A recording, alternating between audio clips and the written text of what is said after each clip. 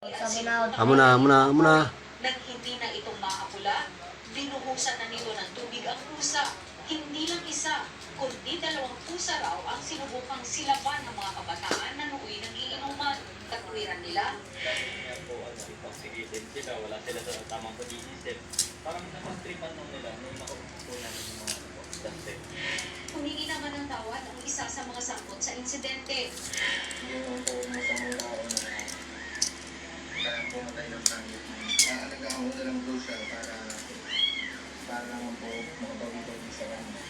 Nagtamo umano ng paso ang pusa at natanggal ang bahagi ng kanyang balahibo. 3 ang sangkot sa animal cruelty.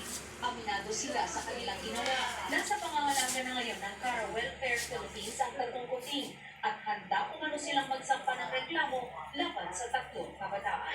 Nagbabalita mula sa Frontline, Margie Mendulan, News 5.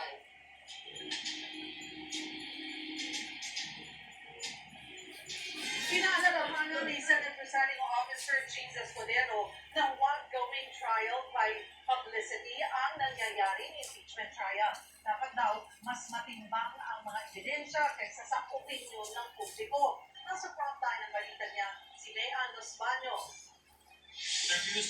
Walang ligtas. Yan ang mensahe ni Presiding Officer Jesus Escudero sa impeachment court. Hindi lang kay Vice President Sara Duterte, hindi lang sa prosecution, hindi lang sa defense, kundi pati sa mga senator judges. Lahat may dapat sundin at bago niya paalalahanan ng ibang panig, inuna niya ang sariling bakuran. The chair reminds all senator judges first to observe the impartiality and political neutrality required by the law and the rules. Paalala ni Escudero sa mga senator judge, may karapatan silang magtanong at sumuri ng ebidensya. Pero dapat manatiling patas at neutral. Hindi raw dapat ang pagtanong ay mauwi sa pangaharas o partisan advocacy. The line is clear. Senator judges may test the evidence here on the road and on the record, exercising the full neutrality of an impartial judge. Sa